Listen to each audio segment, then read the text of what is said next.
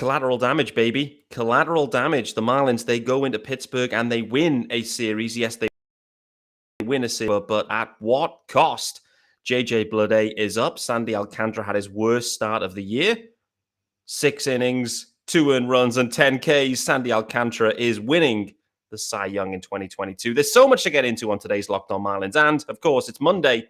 Shaun Barrett, the UK GOAT, is in the house. You are Locked On Marlins, your daily podcast on the Miami Marlins. Part of the Locked On Podcast Network, your team every day.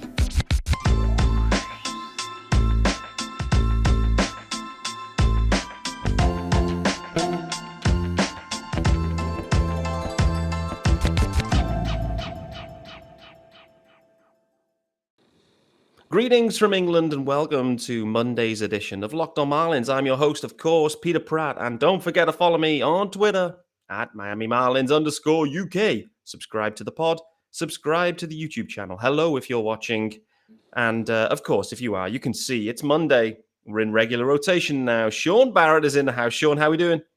I wish I could say I was doing well, Pete. I'm not quite wearing all black in mourning, but it was coming close to it. Yeah, that might be the worst Marlins winning series I've seen in a long time. Has to be, won't it? I mean, let's just kind of dive straight into it, mate, because there's so much to get into on today's episode, no doubt. Actually, before we do that, we have to let everyone know about the show, the episode sponsor, and this episode is brought to you by Blue Nile. Make your own BlueNile.com. And going now, it's the Blue Nile anniversary sale. Save up to 40% on classic fine jewelry pieces and 25% on engagement ring settings. Shop stress-free and find your forever piece. Go to BlueNile.com today. More about those guys later on. Shaun, let's get into it, brother. There's so much to unpick from this Pirates series. Obviously, we had the one-game series against the Rangers. I was out walking with the sheep, and that was painful. The streak rolled into the Pirates series, and they got a couple of innings in and ended up tying their longest inning streak of no runs. It was just insane. But in summary, mate, just what's your general feeling about that series as a whole and everything that went on and all the injuries and the Bleday call-up? There's just so much to unpick here. Yeah, so much yin and yang, isn't there? Having Maya start his second start, having Bleday come up. There was a lot of optimism. The team were doing what we've been asking them to do for so long, and it didn't quite work out. I mean, the loss of Maya to what is essentially going to be a season-ending injury. BA re-injuring the shoulder that he had surgery on. Coop getting hit again with a pitch in same hand that he broke. It was a case of I woke up that next morning thinking, where are the positives? Where are the plus signs that we can look forward to? I think Bleday, is one of those. He's looked nice since he's come up. Played a little bit centre field. Is he the answer for the Marlins going forwards? It'd be interesting if he is. But on the whole, it was another sort of nail in the coffin for the season for me. It felt that way, didn't it? I mean, boy, oh boy, it's an absolute scroll of injuries that have just stacked up here on the fish. So kind of unpicking it all, really. Jazz Chisholm transferred to the 60-day IL. That was kind of coming once we got the news that it's going to be like another 6 weeks or whatever the timeline is. Just on Jazz, gut feel, do we see him again in 2022 for the Marlins? I hope not. And that doesn't mean that I don't want him back. But what I mean by that is I don't want him being rushed back for a week or 2 weeks or even 3 weeks of play. It just makes no sense. Let him rest up, let him get recovered, and we'll go again next year. He's such an important player, and we've seen when he's in the lineup how important he is to the team. Let him take his rest, and we'll come back firing in 2023. I'm with you. I'd be shocked if we see Jazz again in 2022. Soler then tweaks his back again. That's a reoccurrence for Soler. So that kind of, he's pulled from the game. Again, another concerning factor there. Equally, the timing is not optimal. What we should be kind of thinking about here too is, Soler, I think, was one of the movable vets, perhaps, that could be an impact guy. I mean, like, there's an obvious fit with the Bravos. Duvall's just had season-ending surgery on his wrist. the Bravos, the fit there with Soler, roll it back, big player and big spots for them. So the timing is not optimal, but Soler goes to the IL. The corresponding move ends up being JJ Bleday, who comes up, and we'll talk about Bleday shortly. But Soler stint, another back issue. It's got this reoccurring vibe here with the fish. So what's your sense on Soler? We're 10 days away, 9 days away from the deadline itself. Are the Marlins shopping him? I think you have to try. I think it is a point now with these injuries, and not so much any underperformance because he's been okay, but it's got to the point where the $15 million option for him next year, that is something that he's probably thinking, thank you very much, I'll take that, straight away. And it is a case of these injuries have continued to roll in for the Marlins. We talked previously about BA's coming back and Wendell's coming back, and how the lineup's going to get improved during that time. And I think I said something along the lines of, we've got to make sure that everyone else stays healthy for when they come back, and it's just not happened ultimately. No. This season, I think there's a lot of storylines in this season, but I think one of those will be the reoccurring injuries that the Marlins have had this year. Yeah, definitely. You only got to look after last season. It was basically all of the strength and conditioning staff were canned because last year we were all just, it was just such a shambles how often and frequent these injuries were occurring. They were happening in bunches. I guess there's pressure for the guys to try and get back out there, right? Like, Joey Wendell was one of those guys earlier too, like these hamstrings. We saw it last year with Alfaro. You keep trying to play through. It's a hamstring. You got to run fast in baseball. Lo and behold, you pull the hamstring again. Again with Soler, it's a vicious swing. Like he's got a very, very vicious approach for certain. So I'm intrigued, very intrigued. Like you said, the option is unappealing at 15 mil right now. However, he ends up securing that contract off the back of what he did after the deadline last year. Like, let's be honest, he was having a terrible first half. He comes alive in the second half, Soler. Honestly, the Braves, they're a very interesting fit, I think, for Soler. It would not shock me if they try and, do something there. Basically, just send another backup catcher, and the Marlins, I think, would be delighted with that if indeed they could. So wait and see on Soler. Brian Anderson, you've mentioned me. Again, another reoccurrence, another issue with the shoulder. Brian Anderson, only 1 year of arbitration remaining. Projected to earn around about $6 million next year in final year of ARB. The defense has dropped off recently. Some kind of naughty hops. I don't know, but for me, it just hasn't looked like the same BA. From an offensive standpoint, he's actually been okay since he's come back. Like July has been fine, whereas Soler, the strikeout has been absolutely horrific in July, I was looking at earlier. But Brian Anderson, where's your head at now with him? I was thinking that he could be movable at this deadline as well. Like, there's a year of control, an elite defensive profile at third base, again, but the shoulder maybe kind of really scuppers that. If the Marlins head into the offseason with an arbitration decision to make, and they do have one maybe with BA, do they want to even consider non-tendering at 6 mil or try and flip him like Alfaro like they did and maybe get a small piece back? Where's your head at generally with BA? The thing is with BA, he's been with the team for a while now. We all know what BA is. I think the question you've got to ask yourself is, if you had to choose between BA and Wendell, who would you rather see in the lineup next year? And I think on the basis of what we've seen this year, it's Wendell easily. He's got a mutual option for next year, so that's there's a little bit of a question mark in there. Is there a way to negotiate something in season? I think if we saw something like that happen, or if we saw a BA trade, that's where their head would be at. Because let's not forget that there are a lot of players on this team that are going into another year of arbitration. They're getting more expensive. With the way that the payroll is constructed, and as a Marlins fan, you always know it's not going to be large. Like, how many of these players are they realistically going to be paying? And I think when you've got two players who basically are the same kind of guy, or at least in this instance, can play third base, which is where you'd probably play Wendell or BA, if you kept them for next year. So I think BA is interesting in the sense of, yes, I think he has got some value. The second shoulder injury, especially depending on its severity, is a really interesting optic. But I don't think that the team decide to make any other changes. I think they would still go trade, if that's what they're thinking. keep Wendell, trade BA. But it's an interesting sort of wrinkle, especially with the injury. Yeah, it definitely is. There was no messing around with BA either, right? Straight to the IL. So it wasn't like they took a time to dwell on it. We'll talk about Cooper just after the ad now shortly, because with Coop, took a pitch to the wrist, same wrist. He was pinch hitting as well. He'd sat there having a day off, was called into a 1-run game. Coop, get out there, see what you can do. It ends up getting, 97 up and in under the wrist, straight into his hit, and that is not optimal for him, clearly. We'll talk about him shortly, but for BA, it's just the same injury. The production's definitely dropped. Is he worth $6 million to your point?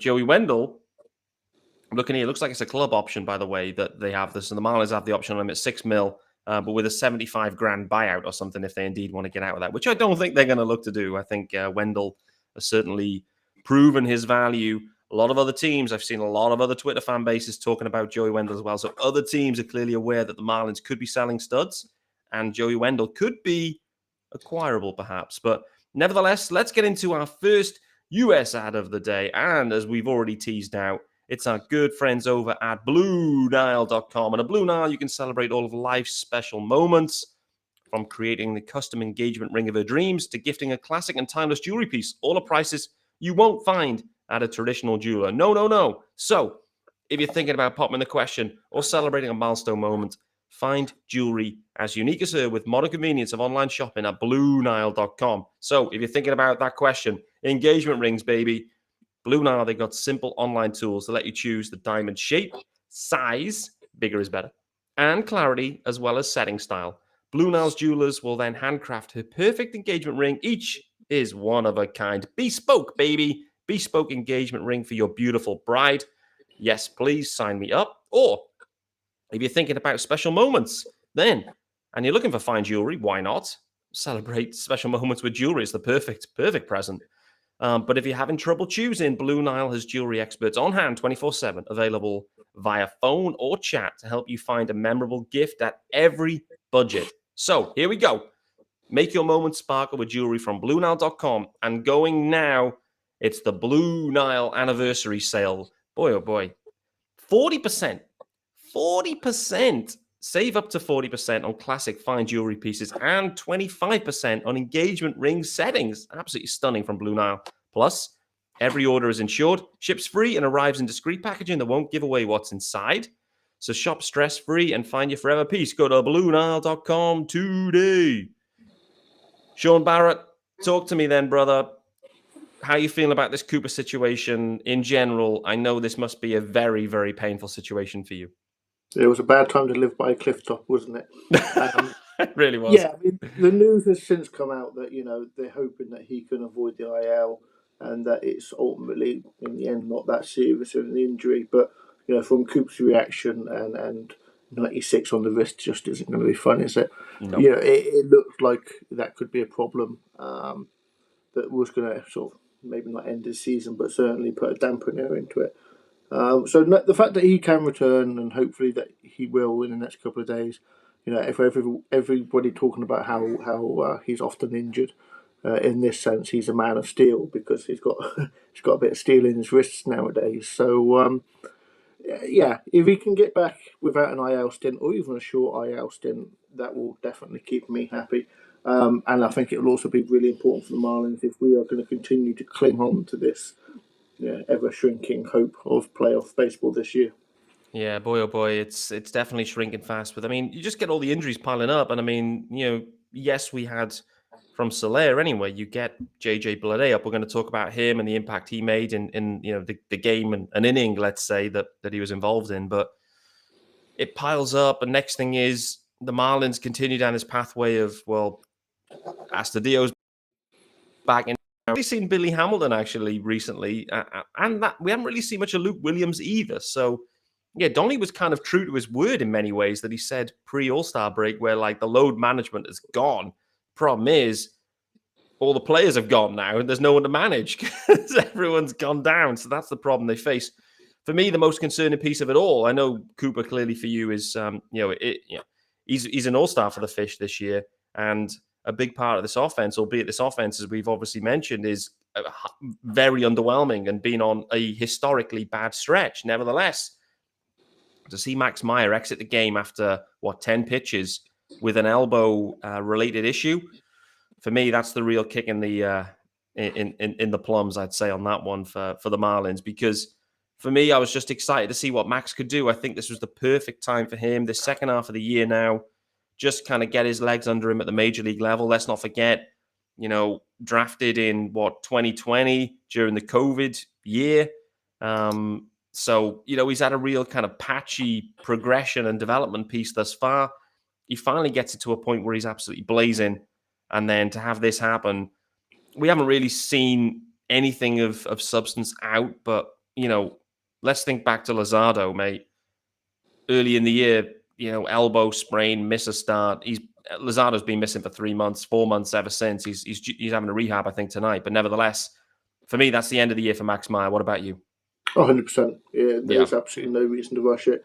And I think if he can come back next season, in spring training and show some health, that would be great. My biggest concern beyond that is he's thrown 66 innings this year. Like, do you want him throwing any more than 120 next year? And even that, to me, sounds a little scary, especially at his age with the injury history. Like, this is going to be a case where this is really going to dampen his career for the next couple of years until they can get him. With health, it's going to take a couple of years to get him to 150, 180, which I think is probably a normal, non-Sandy kind of starting pitcher's innings rate anyway. The days of 200 and 220 are just, they're disappeared now. But even still, 120, 150, 180, that's going to take a few years. And it's just such a shame. Yeah, agreed. That he's got the talent. He looked good, not just in the minors, but also in that little brief stint that we saw in the majors. But, it is a case of it's resetting, starting again next year and hope for the best. Yeah, for sure. We're going to see, a similar kind of pathway, let's say, with Jake Eder, who obviously was absolutely on fire last year as well. Let's roll back the clock there. Jake Eder was perhaps having a better year than Max Meyer last year. Obviously, he's ended up with the Tommy John surgery. Again, we don't know the situation with Max fully yet, but, let's say he misses the rest of the year. Jake Eder's relatively close, I believe, to starting to be throwing or whatever. So I haven't actually looked into that in any depth, but the timeline kind of syncs. So, again, it is possible, but it's a big, big blow for Max. It's a big, big blow for the Marlins. It really is. Particularly as we approach a deadline, spend more time getting into this, in the latter part of the week and early part of next week, clearly. But, the Marlins have some big, big decisions to make, and they've got a lot of arms knocking around. They really have. And we've clearly got a deficient offense. And so they're going to have to move an arm or two. And so they're going to need to be leaning on, Max Meyer, Jake Eder, Edward Cabrera, Jesus Lodgers. It's a big, long list. Some of those guys have got to go. Braxton Garrett would kind of throw into the mix. Sandy is immovable. Pablo, wait and see. Decisions to make. Sixto, wait and see. The one thing I was looking at over the weekend, didn't realize this, the Marlins decided to, with Sixto this year, not put him onto the Major League IL. They could have, but they didn't. They decided to option him and then place him on the IL at the major league level, the minor league level. What does that mean? Sixto Sanchez is now out of minor league options. Out of minor league options now. Really shrinks their ability to maneuver that one. It just kind of caught me off guard. I'm looking back thinking, why did they make that decision? Why would they not just put him on the 60-day, IL at the major leagues and retain that option? I actually don't know the answer to that. I need to dig into that, but it really caught me off guard. The Sixto Sanchez, without options, the ability. Braxton Garrett will have options, so he has one. We'll wait and see if he's around still. But yeah, it's going to be a really interesting dish, no doubt. Let's do this final ad, and then we've got 10 minutes runway to really get into some nuts and bolts around JJ Bleday and what else we saw on the field. So our final US ad, with a British twist. It's our good friends, of course, at BetOnline, at betonline.net. It's the fastest and easiest way to check in on all your betting needs. You can find all the latest and, your favorite sports and events at the number one source for odds, lines, and games. You can find reviews, news of every league, and that includes Major League Baseball, NFL, NBA, NHL, combat sports, esports, and even golf. I'm even going to throw in tennis into the mix. They'll have tennis covered too. BetOnline continues to be the top online resource for all your sports wagering information. From live in-game betting, scores, and podcasts, they have you covered. So head to BetOnline today. Use your mobile device to learn more about the action happening today. BetOnline, where the game starts. All right, then, Shaun, let's get into it then, mate. JJ Bleday up. And listen, I have never experienced hyperbole around a walk like I experienced in the morning after that JJ Bleday walk, mate. But more broadly, he's up. Yes, it took Soler to go down, a few other injuries, but finally the Marlins have pulled the trigger on it. How pleasing was that to see? And then equally, he then gets the start yesterday, UK-friendly game in center field. Nonetheless, Jesus Sanchez punched out to the corners, and 2 hits, stolen bag, includes an extra base hit. Not a bad start for JJ Bleday. No, he really showed sort of like everything that he can do.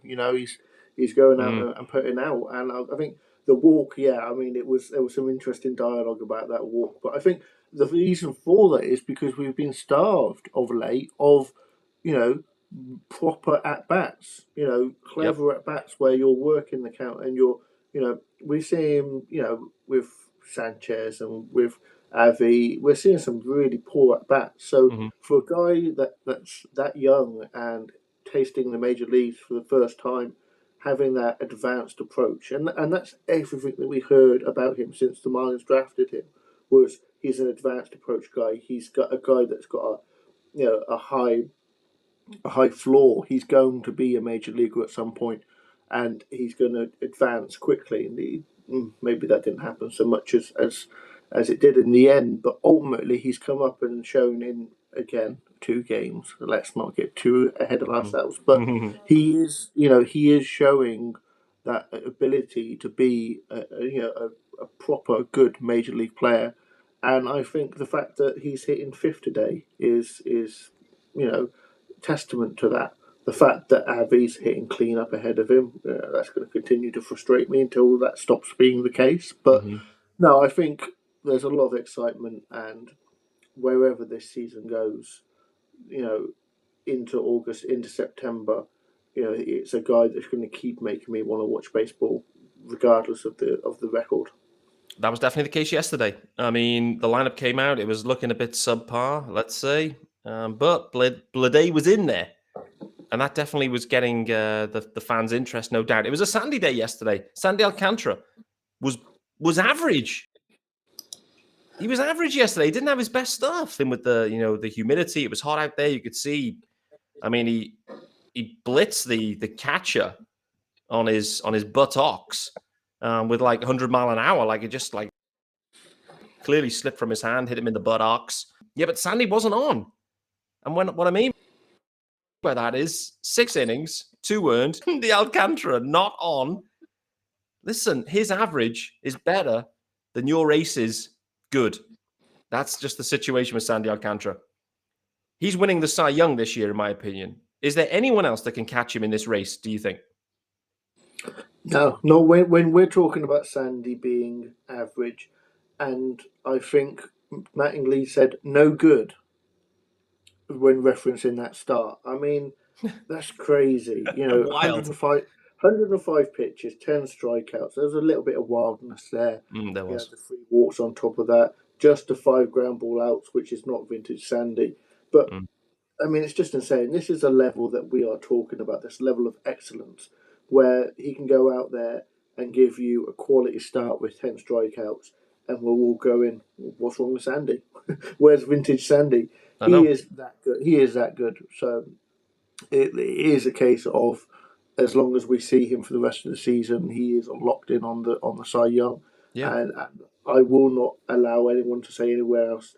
I'll allow the Kershaw All-Star Game star begrudgingly, but this is his Cy Young, and there's no discussion there. Nailed on. Do you know what actually helps Sandy in this? When we get to the Cy, what will help him is the fact that he was robbed of that All-Star starting appearance. The vote, like the people who vote for that, will be like, oh yeah, actually, like Sandy he deserves something this year for certain. Like that will really help to kind of flip it and just solidify things, in my opinion. Couple of other news and notes from the weekend series, mate, that I want to get into. A bit of a strange. So the streak was broken. Miggy Rowe breaks the streak. He runs up the first baseline. He gets into second base in the end, I believe. He scores Brian Anderson. Miggy Rowe going crazy, bananas. Rightly so. They've been, shut out for however many innings. It was just a crazy streak and stretch for the fish. It was just embarrassing, to be honest with you.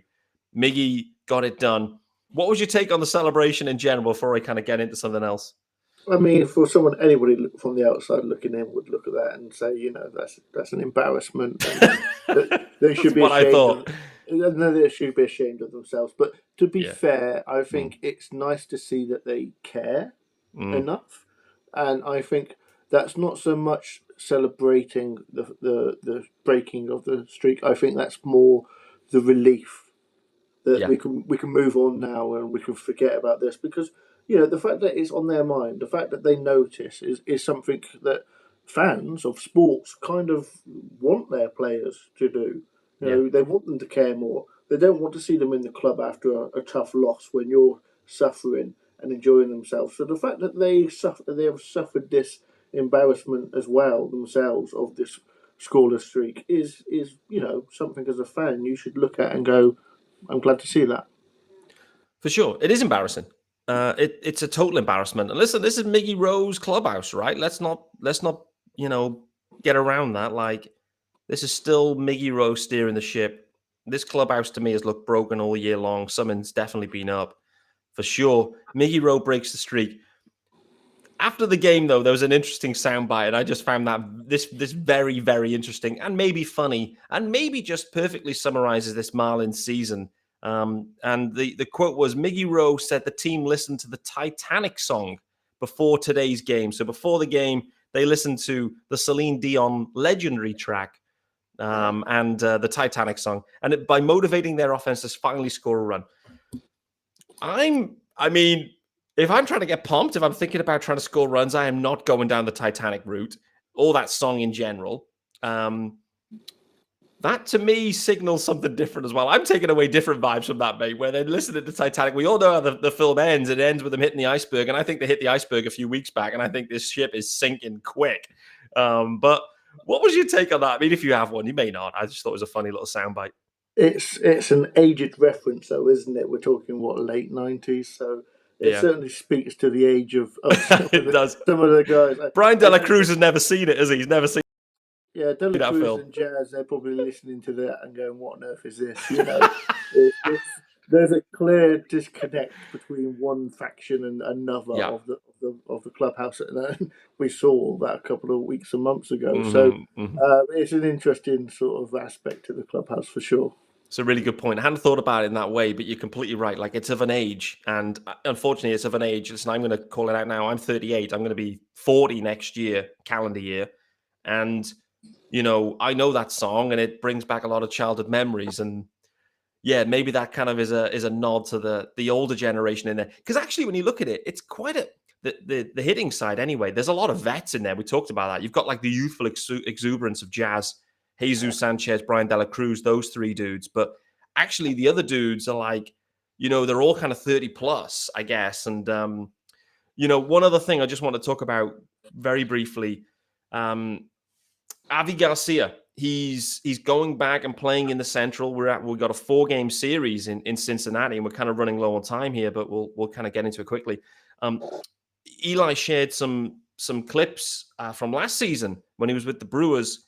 And they were playing, obviously, they played a lot of games against Cincinnati. And, he enjoyed playing in that ballpark. So we're going to be intrigued to see how that goes. But as Eli rightly called out as well, the difference in the build of Avi Garcia it's startling. Like, it's a different guy.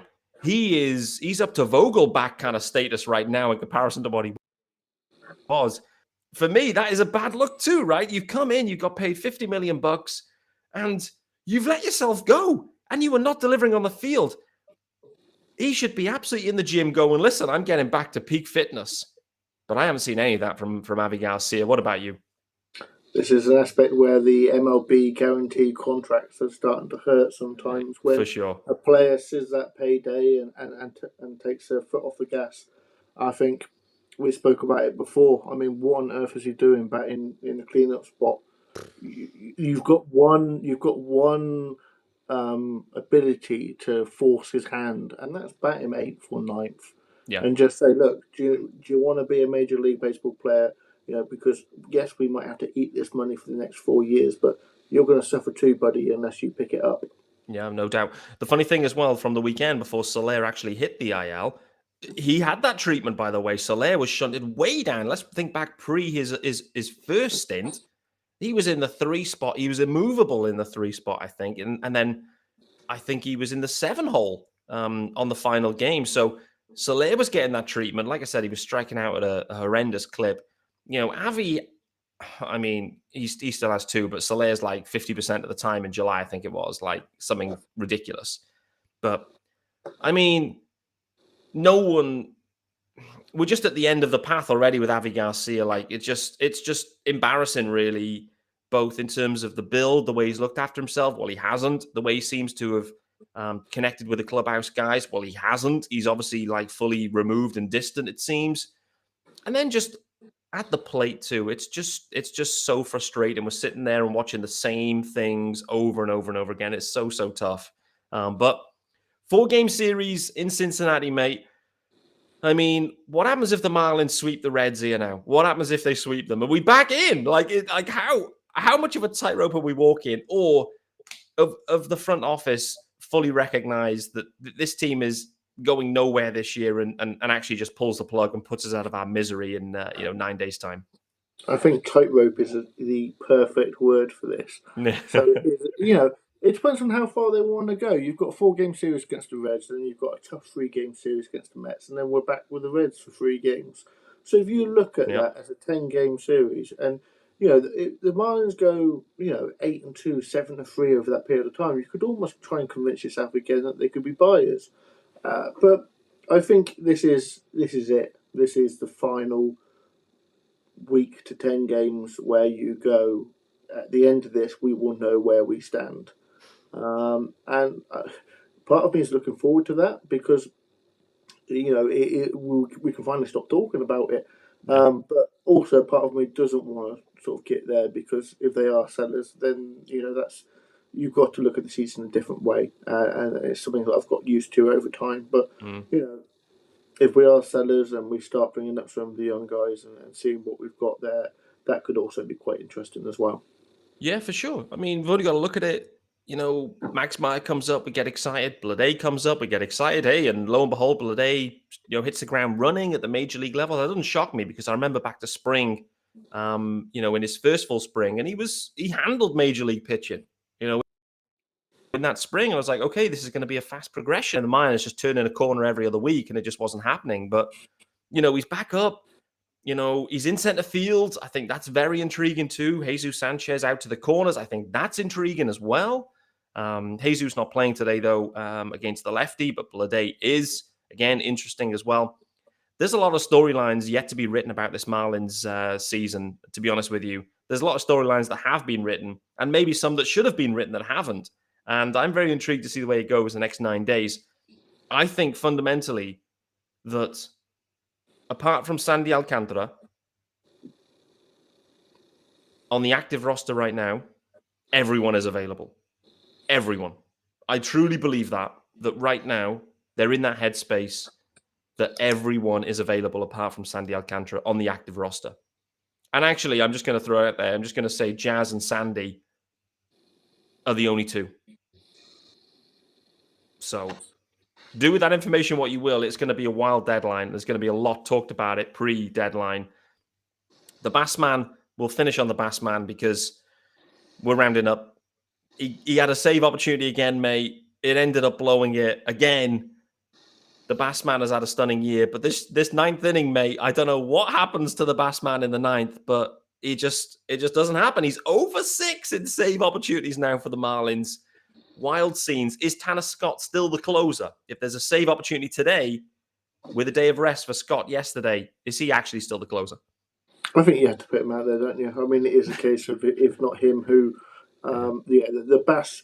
I mean, I think there's still value there. I still think that they will try and use that leverage to try and trade him away. Yeah. But with that option next year, it's really interesting because if the Marlins do end up trading him, and over the life of that contract, he never actually gets a save. In a year and a half, it's just fascinating, isn't it? Yeah, wild. It really is.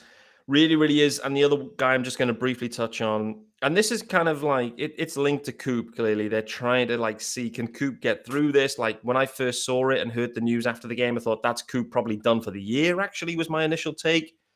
The Marlins are maybe giving it a little bit more of a breathing room. I don't know. I don't know what they're doing with Lewin Diaz. I don't know what the plan is with Lewin. I put it out there on Twitter, I think, yesterday. I'd had a wine at this point. Listen, I'm going to call it out. I'd had a glass of wine. It's fine. It's when I do my best thinking. The Marlins don't rate Lewin Diaz. They don't. They don't believe in him. And I think they're going to trade him at some point. I think Lewin Diaz will be traded as part of some sort of package to go and get a bat somewhere else. Because from what I'm seeing, the way they don't believe in him. So I think that's going to up at some point. Lewin and an arm to go and get some other hitter. I don't know. It's absolutely head scratching to me. I love the guy. He's been one of my favorite prospects we've had. Love the power, love the tools, love the glove. The Marlins don't. So there we go. We're 6 minutes over, so I better wrap it up. That's Monday's episode in the books, but I need to work out what I'm saying after that. And it is. It's thanking you guys and thanking Shaun Barrett as well. The resident Monday analyst now who always gets the tough gig because he's got at least 3 games to try and squeeze into 30 minutes with me and I go off on a tangent. But thank you to Shaun as always. He may be back later this week. TBC as always. He's always available. But thanks for making Locked on Marlins your first listen of the day. And if you're thinking about your second listen, head over to Locked On MLB podcast. MLB expert Paul Francis Sullivan brings humor, passion, and unique perspective on every team and the biggest stories around the league. Follow the #1 daily league-wide podcast, Locked On MLB, on Audacity, YouTube, wherever you get your pods. I think Sully is going to be extremely busy in the next 10 days covering all of the news. Then there is going to be a lot of it. So that is it. Monday's episode of Locked On Marlins is in the books. 4-game series with the Reds. Looking forward to it. The Marlins could do some damage. I'm very intrigued. Trevor Rogers versus Jonathan India this evening. I am extremely, extremely interested to see how that goes. I believe Jonathan India is in the leadoff spot as well. Trevor Rogers has had his struggles in the first inning at times. My money is striking out Jonathan India on 3 pitches to get the Marlins rolling. With that being said, enjoy the game and back tomorrow.